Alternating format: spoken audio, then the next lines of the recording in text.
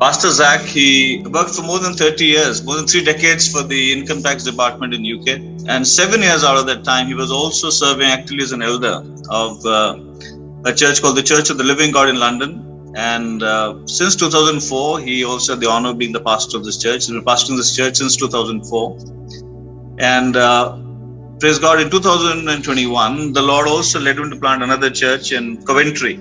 And this church is now called the Word of Life Church. He's met a wonderful godly lady, Elizabeth. They have 4 lovely children, Jonathan, Daniel, Jemima, and Jerusha.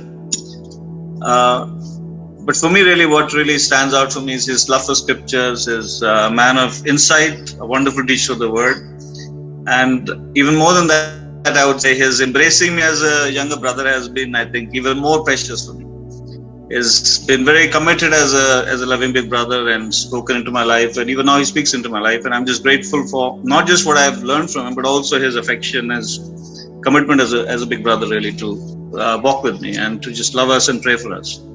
So over to you, Pastor Zac. And we'll have a translation. Sandeep will translate for you. Sandeep. All right. Well, thank you. It's a privilege to be with you. I want to go straight to the scriptures if I can, please. So we're going to go to Hebrews chapter 10 and verse 19 to 23. हम इब्रानियों में चलेंगे. इब्रानियों 9 अध्याय 19 से. It says, "Therefore, brethren, having boldness to enter the holiest by the blood of Jesus, by a new and living way which he consecrated for us through the veil that is his flesh, and having a high priest over the house of God, let us draw near with a true heart in full assurance of faith, having our hearts sprinkled from an evil conscience and our bodies washed with pure water. Let us hold fast the confession of our hope without wavering, for he who promised is faithful." Pastor, can you again share the context? The scripture is Hebrews chapter 10, verses 19 to 23. इब्रानियों 10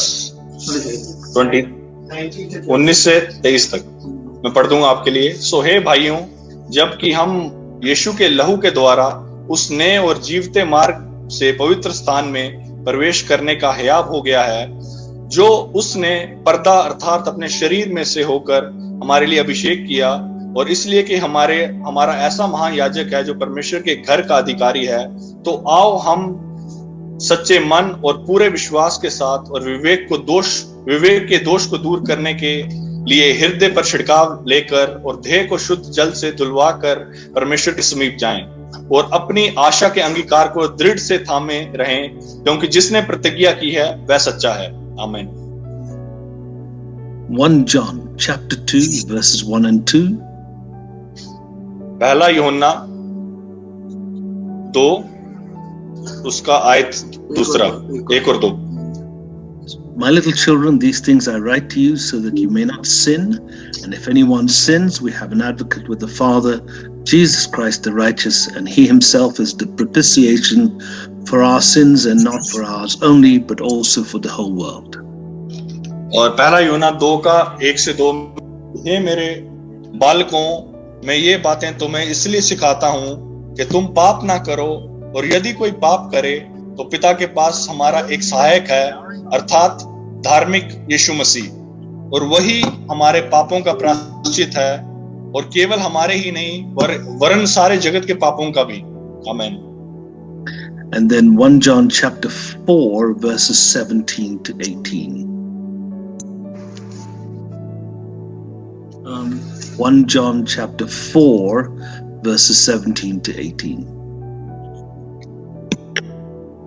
1 John chapter 4 verses 17 to 18. आयत पहला यूहन्ना 1 17 से 18. चौथे अध्याय का 17 से 18. Love has been perfected among us in this, that we have boldness in the day of judgment, because as he is, so are we in the world. There is no fear in love, but perfect love casts out fear, because fear involves torment. but he who fears has not been made perfect in love. मैं पढ़ दूंगा आपके लिए। इसी से प्रेम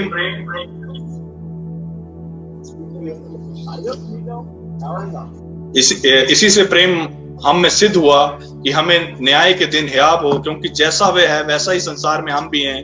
प्रेम में भय नहीं होता, वरन सिद्ध प्रेम भय को दूर कर देता है, क्योंकि भय में कष्ट होता है, और जो भय करता है वह प्रेम से सिद्ध नहीं हुआ। आमीन। Okay, so the title of today's message is Clothed with Jesus, Our Confidence. और आज का जो वचन है उसका जो टाइटल है वो ये है कि आज अपने आप को मसीह के वस्त्र से, मसीह से आप अपने आप को वस्त्र बना ले, मसीह को अपना। And we're going to be talking about the confidence that comes from the work of the cross. We are celebrating Jesus' death and resurrection. क्योंकि आज हम मसीह के उसके उस पुनरुत्थान को और उस क्रूस को याद कर रहे हैं, तो आए हम उस भरोसे से, उस हयाब से अपने आप को बांधे आज के दिन। The death and resurrection of Jesus were not merely an event, but also a means to an end. और मसीह का जो उन्होंने जब क्रूस पे जान दी और वो जी उठे, वो सिर्फ एक इवेंट नहीं है, मगर वो एक सच्चाई है, वो एक जीवन बदलने वाली चीज भी है। One of the effects that happens from receiving the work of the cross is that we become confident to put our faith in Jesus' work, and as a result, we can stand firm and claim what He purchased for us. और क्योंकि मसीह ने अपनी जान दी है, मसीह हमारे लिए उस क्रूस पे मारा गया और जिस दिन मुर्दों में से जी उठा, तो अब वो भरोसा, वो हियाब हमारे जीवन में है, जो क्रूस के कारण आता है। The cross is completely successful and a comprehensive work that translates into our everyday life. और जो क्रूस है वो एक बहुत ही अद्भुत काम है, वो एक जीत है जो हमारे जीवन में हर दिन हम देख पाते हैं उसके कार्य को। This isn't just a personal conviction. This is a place where you become so strengthened that you can stand firm in the midst of difficulties and claim what God has for you. और ये क्रूस का कार्य इतना जबरदस्त कार्य है कि हम हर दिन मुश्किल हालातों में भी खड़े हो सकते हैं इसके कारण। See, we gain a place of confidence, and that comes only from the work of the cross. और ऐसा एक हयाब, ऐसा एक कॉन्फिडेंस आता है हमारे जीवन में सिर्फ जो क्रूस के कारण ही वो आ सकता है। We see that confidence in the way that Jesus approached the cross. और हम देखते हैं एक जो हयाब यीशु के जीवन में भी जब वो क्रूस की तरफ जा रहा था। And we see that he entrusted himself to the Father as he went to the cross. और हम देखते हैं कि जब वो क्रूस की तरफ जा रहा था तो कैसे उसने अपने आप को पूरी तरीके से समर्पित कर दिया अपने पिता के हाथ में, भरोसा था उसको अपने पिता पे। And we see that when he finished his work, he was able to say, "It's done." और जब उसने अपना उस क्रूस का कार्य खत्म किया तो वो कह सकता था कि सब कुछ मैंने पूरा किया। So we're going to deal with several points. I'm just going to highlight them as we go through them. So the first one is the blood was shed to cover sin and remove its stain. और कुछ point हम देखेंगे, उनमें से पहला एक है कि जो लहू हमारे लिए बहाया गया, जिसने हमारे पापों को क्षमा किया और हमारे पापों को साफ कर दिया। Okay, so I'd like you to just refer to Genesis chapter 3. We're not going to read it. I just want you to have that in your mind. और आप जो उत्पत्ति 3 अध्याय है उसको याद रखें इस समय। We see that Adam fell in chapter 3. और हम देखते हैं कि आदम जो था पाप में पड़ गया। तीसरे अध्याय में हम देखते हैं उत्पत्ति के। We see that God had given Adam prior to this the whole earth, the authority of the earth, to subdue and control it. और हम जानते हैं कि आदम को जो सारा अधिकार परमेश्वर ने जो पृथ्वी का दिया था उस समय, to be fruitful and to multiply. और बोला था कि तुम जो फलवंत हो जाओ और मल्टीप्लाई हो तुम। The question was, why did he have to subdue it? And the answer is because there was a devil, there was Lucifer on the earth. और क्यों परमेश्वर ने बोला था कि तुम जो है भर दो पृथ्वी को? क्योंकि परमेश्वर जानता था एक शैतान भी है जो कोशिश करता है हर चीज को कंट्रोल करने की, भरने की। Now, obviously, once Adam fell, he became the slave to the devil. और जब जो आदम था, जब वो पाप में गिर गया, तो वो शैतान का जो है उसका स्लेव बन गया, उसका जो गुलाम बन गया। And the devil became the ruler of the earth. और तब शैतान जो है वो पूरा वो पृथ्वी का मालिक बन गया। But in Genesis chapter 3, we see something remarkable. God came into the garden to deal with the problem. मगर हम एक बहुत ही अद्भुत चीज देखते हैं जो उत्पत्ति 3 में, कि परमेश्वर कैसे जो उस बगीचे में परमेश्वर आया मिलने के लिए। And the way God does is in a picture form. Sorry, can you repeat? The way God shows us his answer is in a picture form. जब परमेश्वर जो अपना जो उत्तर दिखाता है वो एक बहुत ही अनोखे तरीके से दिखाता है परमेश्वर। You see, God had pronounced judgment on them, but he also gave them his solution. परमेश्वर ने हाँ उनका न्याय किया, उस समय उन पे परमेश्वर का न्याय जरूर आया, मगर परमेश्वर ने उनको एक निवारण भी दिया उस समय। It was mercy that came into the garden. और वो निवारण था परमेश्वर की दया जो उस समय उन्होंने देखी। It was mercy that spoke to Adam and Eve. और वो परमेश्वर की दया थी जिसने आदम और हवा के जीवन में बातचीत की उस समय। It was mercy that offered them the answer. और जो परमेश्वर की दया थी जिसने उस समय निवारण और एक उत्तर दिया उस समय उनको। So what did God do to offer them the answer?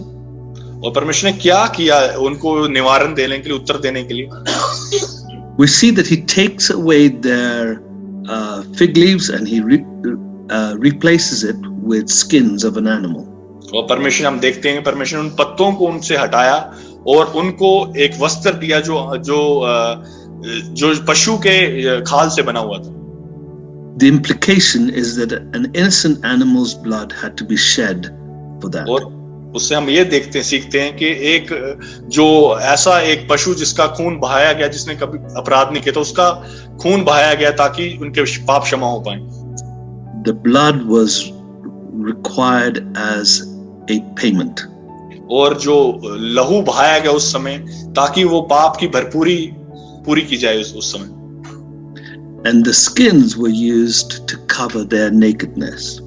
और उस समय उनकी जो शर्म या लज्जा को, उनके नंगेपन को ढकने के लिए जो पशुओं की जो बाहर का जो स्किन थी, उनकी खाल थी, उसको इस्तेमाल किया गया।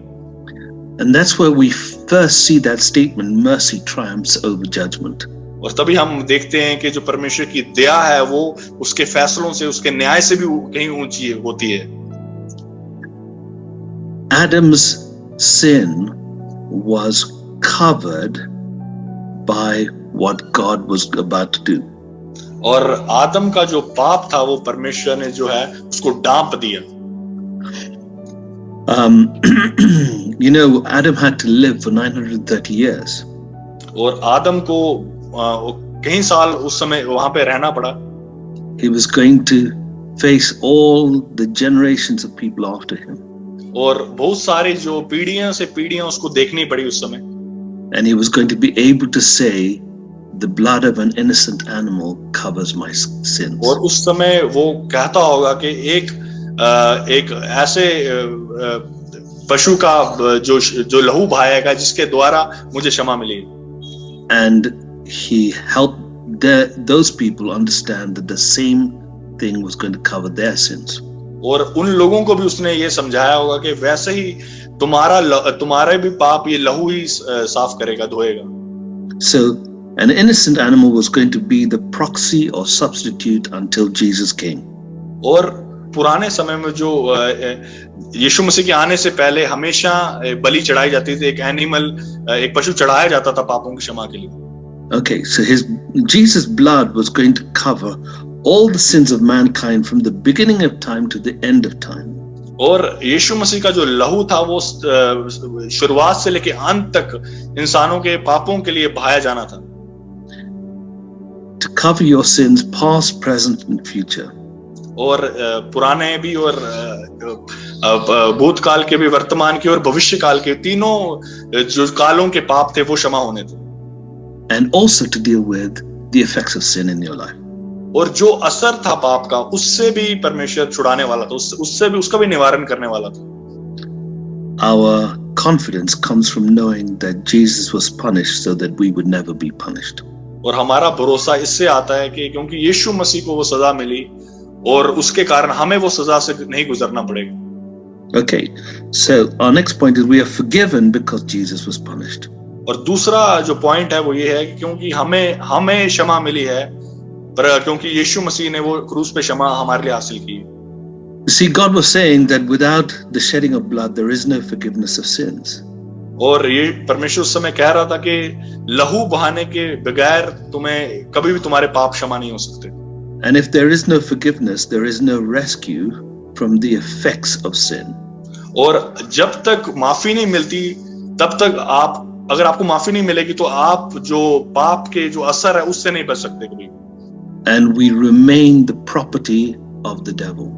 और हम हमेशा जो हैं हम शैतान के ही चुंगल में फंस के रह जाते हैं, उसी के होके रह जाते हैं हमेशा. Without the shedding of blood, we are actually separated from God. और बिना लहू बहाए हम हमेशा प्रभु से दूर ही रहते. And God wanted to bring us into unity with Him. मगर परमेश्वर जो है हमेशा हमें अपनी एकता में हमारे अपने साथ जोड़ने के लिए परमेश्वर मिलाना चाहता है. We call that a covenant. और उसे जब हम जुड़ते हैं परमेश्वर के साथ, उसे हम वाचा कहते हैं. God wanted us united with Him in a covenant relationship. परमेश्वर चाहता है कि हम उसके साथ जुड़ के एक वाचा में आ जाएं. Hebrews chapter 9 verse 22. इब्रानियों 9:22. According to the law, almost all things are purified with blood, and without the shedding of blood, there is no remission. और व्यवस्था के अनुसार प्राय सब व्यवस्था लहू के द्वारा शुद्ध की जाती है, और बिना लहू बहाए क्षमा नहीं होती. You see, God wanted us to have confidence. परमेश्वर चाहता है कि हमें हयाब हो. Not for the sake of it. सिर्फ नाम का हयाब नहीं. He wanted us to have confidence because sin created so much trouble in our lives. परमेश्वर चाहता हमें हयाब हो, क्योंकि जो पाप था उसने हमारे जीवन में बहुत सारी मुसीबतें लाई, बहुत सारे क्लेश लाए. When Adam and Eve sinned, the first thing they started to feel was guilt and shame. और and they were aware of their nakedness. और जब आदम और हवा ने पाप किया तो सबसे पहली चीज उनको जो दिखी वो था उनका नंगापन, और परमेश्वर को उसको ढांपना पड़ा, उसको कवर करना पड़ा परमेश्वर. So confidence was that place to bring us out of all of those troubles. और परमेश्वर चाहते थे कि लहू बहाने के द्वारा वो जो हयाब है, जो आदम और हवा और मानव जाति हार गई थी, उस हयाब को वो फिर से आ सके. We're dealing with this idea that we are forgiven because Jesus was punished. और हम इस बात से आज हम देख रहे हैं ताकि कि हमें जो माफी मिली है वो यीशु के लहू के द्वारा ही मिली है. We are celebrating this day because on this day we celebrate the fact that Jesus died for us. और आज हम उत्सव बना रहे हैं, आनंद बना रहे हैं इस दिन का, क्योंकि हम याद कर रहे हैं आज के मसीह ने हमारे लिए, हमारे पापों के लिए वो लहू को बहाया है. Right near the end of his trials, Jesus was standing before Pilate. और जब वो अपने उस क्रूस में जाने से पहले यीशु मसीह, वो जो गवर्नर था पायलट, उसके सामने खड़ा था. And God gives us a picture. और परमेश्वर हमें एक दृश्य दिखा रहा है वहां पे. Of us being forgiven because Jesus was punished. वो ये पिक्चर दिखा रहा है कि हमें माफी मिली है और यीशु मसीह उस गवर्नर के सामने, उस पायलट के सामने खड़ा था. Pilate did not want to crucify Jesus. और वो जो पायलट था वो यीशु को क्रूस पे नहीं चढ़ाना चाहता था. So he offered the people a alternative to Jesus. और वो लोगों को बोलता है कि मैं तुम्हें एक दूसरी चीज बताता हूं जिससे तुम कर सकते हो. There was another man there who was a murderer whose name was Barabbas. और वहां पे एक दूसरा व्यक्ति था जो एक हत्यारा था, बराबस जिसका नाम था. And Pilate was going to offer Barabbas instead of Jesus. और यीशु की जगह वो बराबस को पायलट जो था दे देना चाहता था सजा के तौर पे. The word Barabbas means son of the father. और बराबस का मतलब है एक पिता का पुत्र. So Pilate was saying, who do you want me to release for you? The guilty son of the father or the innocent son of the father? और बराबस उस जो पायलट था उस समय यह बोल रहा था कि क्या मैं बराबस को, जिसका नाम पिता का पुत्र है, जो दोषी है, उसको छोड़ूं, या यीशु जो पिता का पुत्र है और जो दोषी नहीं है उसे छोड़ूं. And the people chose to release Barabbas and to crucify Jesus. और लोगों ने चुनाव किया कि हम उस बराबस को चुन लिया और यीशु को बोला कि क्रूस पे चढ़ा दो. And God was saying, look what I'm going to do. I'm going to punish the guilty son of the father and release you. Sorry, I'm going to punish the innocent son of the father and release to you, or release you, the guilty sons of the father. और पिता ने वहां पे दिखाया और ये कहा कि मैं, देखो, जो यीशु है जिसने कोई भी अपराध नहीं किया, उस बेटे को क्रूस पे चढ़ा दूंगा और जो दोषी बेटा है उसको मैं आजाद कर दूंगा. Jesus tells us that he's going to take all judgment upon himself. और वहां पे यीशु ने दिखाया कि सारा जो जितना भी न्याय था वो यीशु ने दिखाया कि उसने अपने ऊपर ले लिया, सारा दोष अपने ऊपर ले लिया. In the Garden of Eden, in the Garden of Gethsemane, Jesus cries out and says, "Let this cup pass from me." और यीशु मसीह ने गethsemane बाग में ये बोला कि पिता, अगर तेरी इच्छा है तो ये जो प्याला है मेरे सामने से हट जाए. That cup was the cup of condemnation that they used to serve at the Passover meal. और वो जो प्याला था वो दोष से भरा हुआ प्याला था जो प्रभु भोज में प्रभु ने पिया था. There were actually several cups of wine that they used to offer. और वो उस समय बहुत सारे जो दाखरस वाले कप थे वो देते थे उस समय. This cup of condemnation was only going to be drunk by Jesus. और वो जो दोष से भरा हुआ जो प्याला था वो सिर्फ यीशु ही पी सकता था. But we know that at the Passover meal he didn't actually do that. और उसने उस समय भी, जब प्रभु भोज था उस समय भी उसने उस प्याले को दिया था. His drinking of that cup actually started in that Garden of Gethsemane and went all the way to the cross. और उसने उस प्याले को जो सजा से भरा हुआ था जो उसको गethsemane बाग से ही पीना शुरू कर दिया था. And on the cross, when he had finally completed all his work, he then drank it. और जब उसने क्रूस पे अपना सारा काम पूरा कर दिया तो उसने उस पूरे प्याले को पी लिया, तो सजा को पूरा ले लिया. John chapter 19 verse 28 to 30. यूहन्ना 19. After this, Jesus, knowing that all things were now accomplished, that the scripture might be fulfilled, said, "I thirst." Now a vessel full of sour wine was sitting there, and they filled a sponge with sour wine, put it on hyssop, and put it to his mouth, so that when Jesus received the sour wine, he said, "It is finished," and bowing his head, he gave up his spirit. यूहन्ना 19 उसका 28 से मैं पढ़ दूंगा. इसके बाद यीशु ने ये जानकर अब सब कुछ हो चुका है, इसलिए कि पवित्र शास्त्र की बात पूरी हो कहा, मैं प्यासा हूं. वहां एक सिरके से भरा हुआ बर्तन धरा था, सो उन्होंने सिरके में भिगोकर हुए सपर को जूफे पर रखकर उसके मुंह में लगाया. जब यीशु ने वह सिरका लिया तो कहा, सब कुछ पूरा हुआ, और झुकाकर प्राण त्याग दिए. Jesus took all your punishment. यीशु मसीह ने सारी आपकी जो सजा थी यीशु ने उठा ली. For your sins present, past and future. आपके भूतकाल के, वर्तमान काल के, भविष्य काल के सारे पापों को यीशु ने अपने ऊपर उठा लिया. Our next point is that we are clothed and accepted. और अगला जो पॉइंट है वो ये है कि अब परमेश्वर ने हमें सुंदर वस्त्र पहनाया है और हमें परमेश्वर ने अपना लिया है. As I said before, Adam was going to live for 930 years. और जैसे मैंने बताया था कि अब्राहम जो था, आदम जो था, वो 900 कुछ साल जीवित रहा था. Generations of people would see him. पीढ़ी से पीढ़ी के लोगों ने उसको देखा था. And they had every right to turn on Adam and blame him for their troubles. और जब वो पीढ़ी के लोग जब उसको देख रहे होंगे तो पीढ़ी के लोग उस पे दोष लगा सकते थे कि तूने क्या कर दिया. What God was providing was a clothing to enable Adam to know that his nakedness was covered and that he was now accepted as a result of that sacrifice. और क्योंकि जब उस सैक्रिफाइस की वजह से आदम को भी प्रभु ने जो है उसके नंगेपन को, उसके पाप को ढांप दिया था ताकि कोई उस पे दोष न लगा पाए.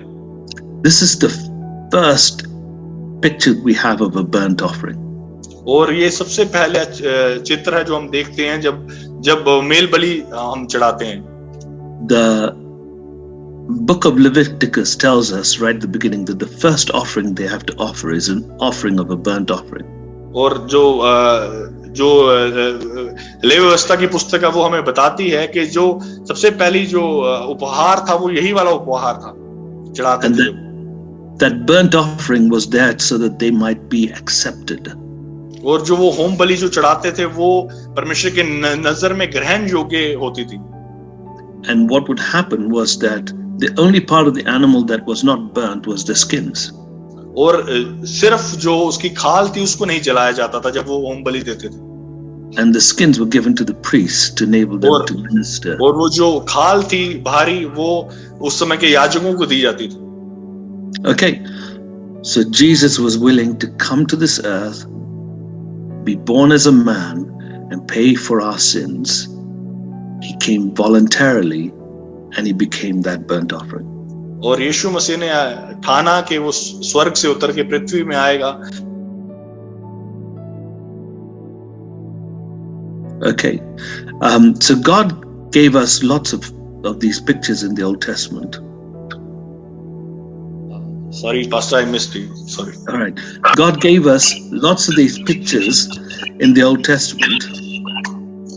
परमेश्वर ने हमें जो पिक्चर्स दी हैं, ये सारे जो दृश्य दिए हैं पुराने नियम में कुछ बताने के लिए, to show us what he was going to do through Jesus. और ये जो परमेश्वर ने चरित्र दिखाए हैं वो इसलिए दिखाए हैं कि परमेश्वर जो करने वाला था. And one of them, for example, was the offering of Abraham's offering of his son. और उसमें से एक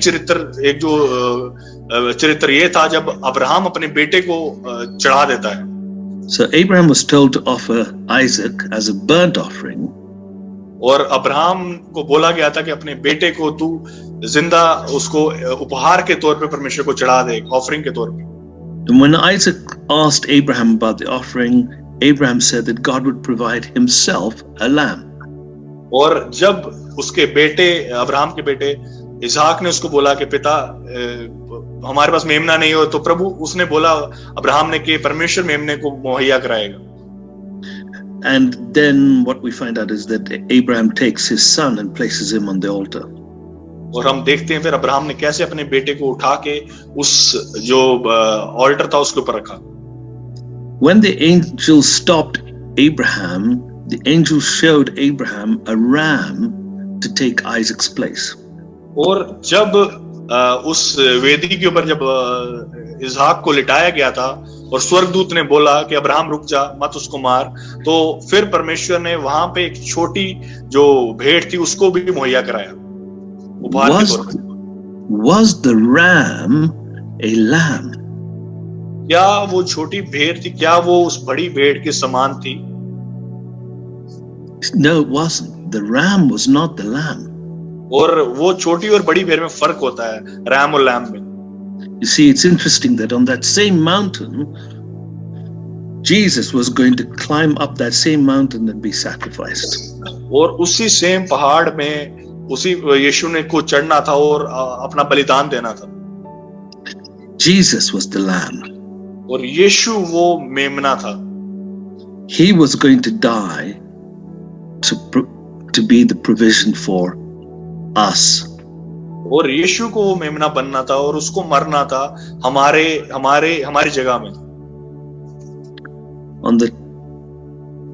in the Old Testament, the Passover lamb had to be selected on the 10th of the month.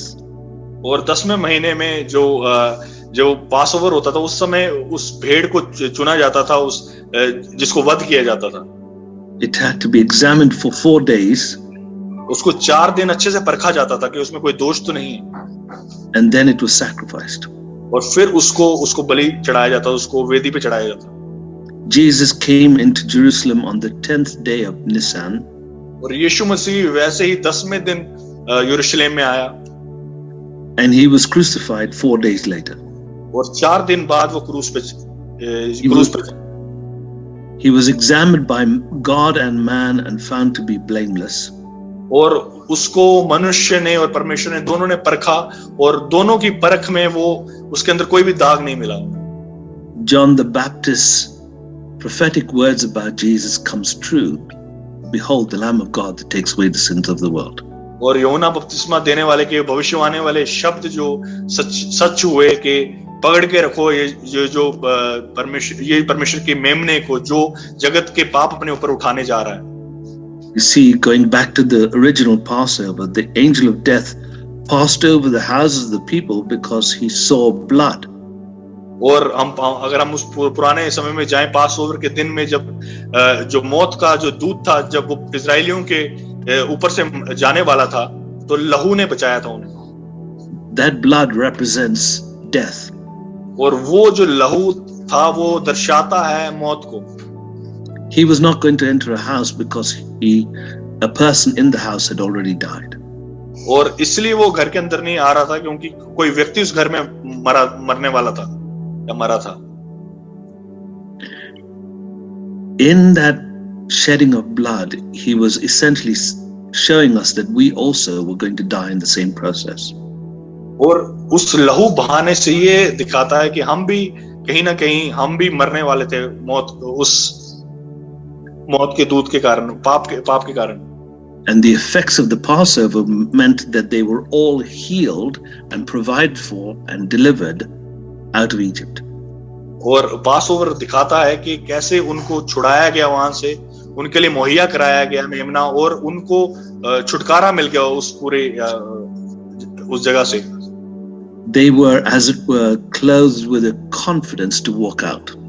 और उनको एक हियाब मिला कि भरोसा मिला, हियाब मिला कि वो बाहर निकलें और एक हियाब से चलने पाए.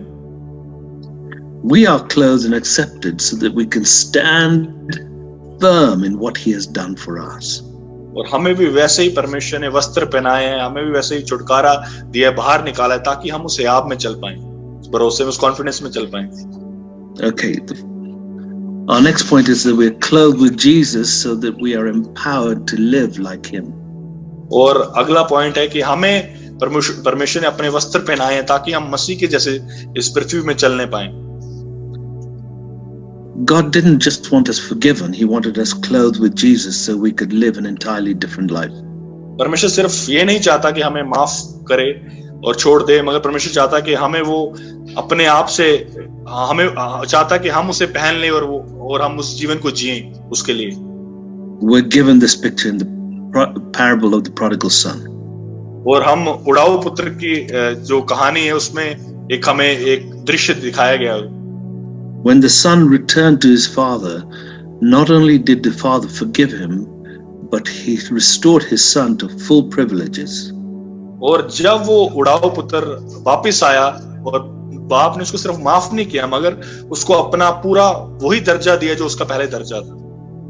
When the son left the father in the first place, he left with no intention of returning. और जब वो बेटा पहली बार घर से बाहर आया था तो उसने मन बना लिया था कि वो कभी घर वापस नहीं लौटेगा. When the son returned to the father, he had nothing with which to stand on. और जब वापस आया अपने पिता के पास, उस बेटे के पास कुछ भी नहीं था उसका अपना.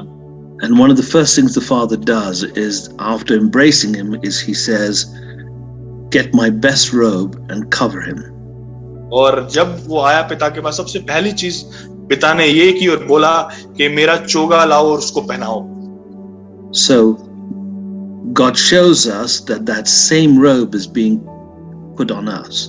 और परमेश्वर वहां ये दिखा रहा था कि वही सेम धार्मिकता का चोगा परमेश्वर ने हमारे ऊपर पहनाया है. The son was covered from his shame and guilt. वो जो बेटा था वो लज्जा से और शर्म से वो उस समय भरा हुआ था. And he was enabled to be sure-footed and able to operate as a son again. और वो इतनी उसको शर्म थी कि वो उस समय एक बेटे के तौर पे भी नहीं चल सकता था.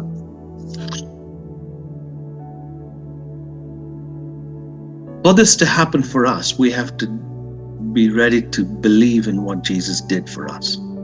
और ऐसे ही शर्म से बाहर आने के लिए हमें क्या करना है? हमें भी उस चीज पे विश्वास करना है जो यीशु ने उस क्रूस पे किया.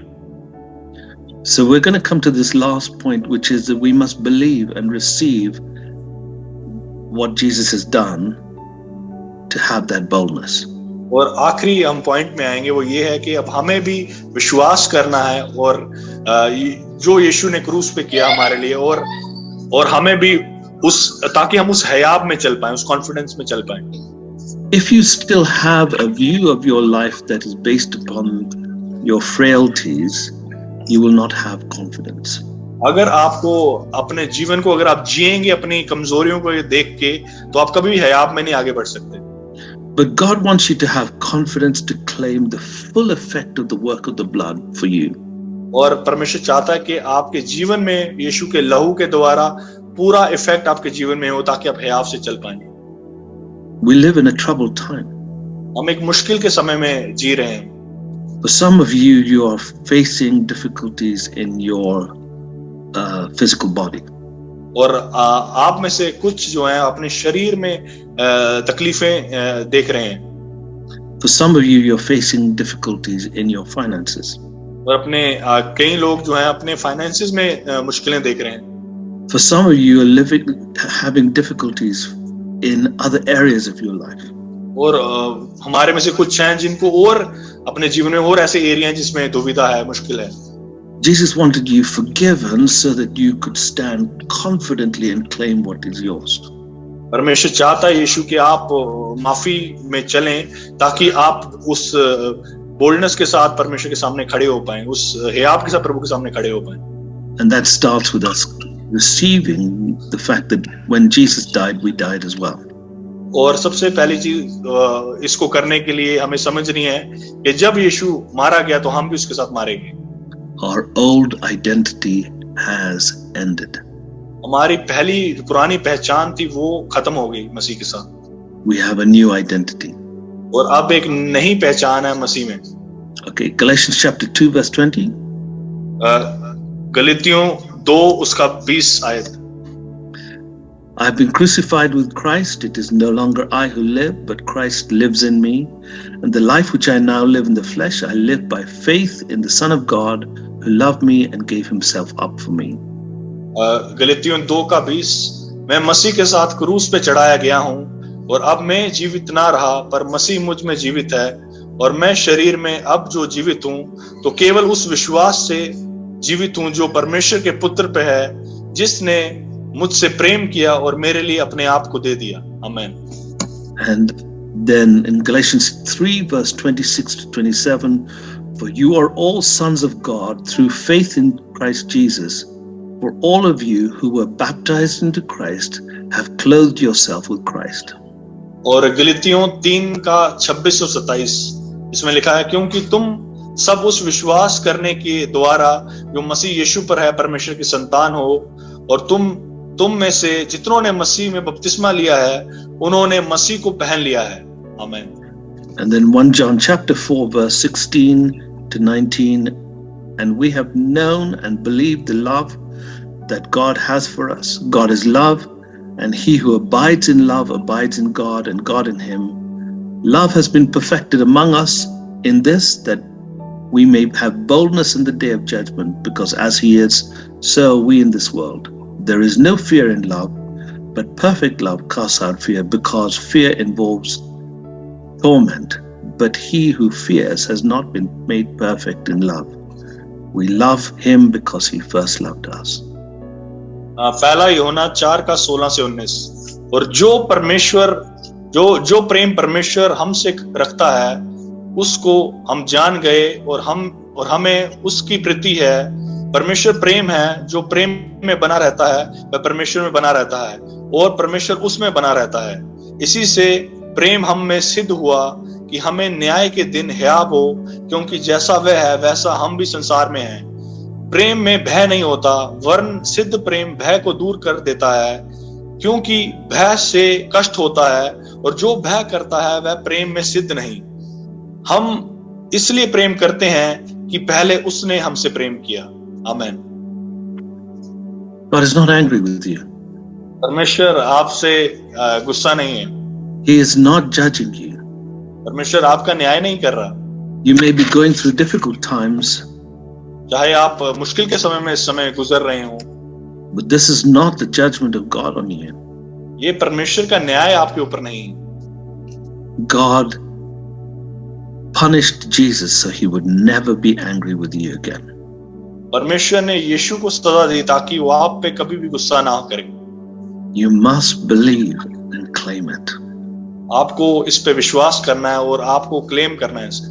This is true for all of us. ये हम सब के लिए है। I'm praying that this has been helpful to you.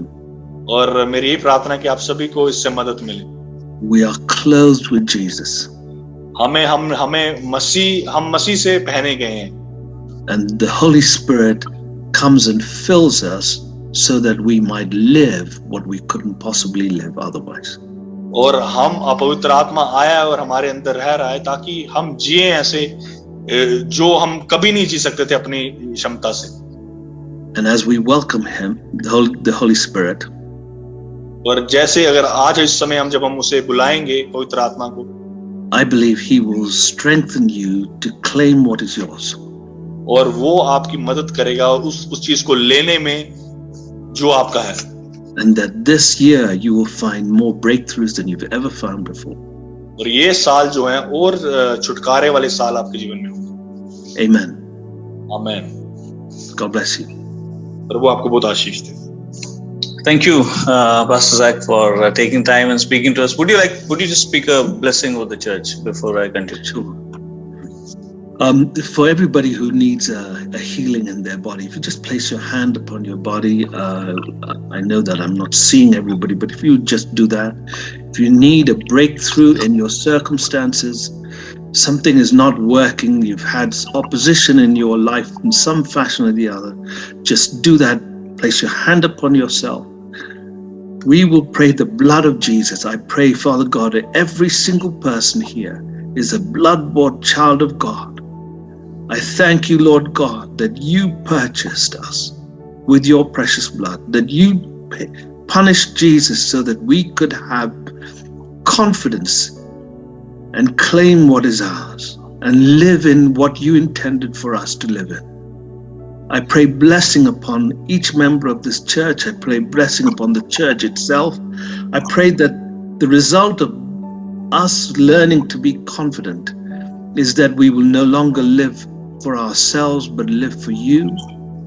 And we will proclaim the good news of this gospel to everyone who will hear us. I pray this in Jesus' name. Amen. Okay, we'll continue to just respond to the sermon that we've heard. So it's always good to reflect on the word that we just heard. So a couple of things we can always do when God speaks to us through a sermon.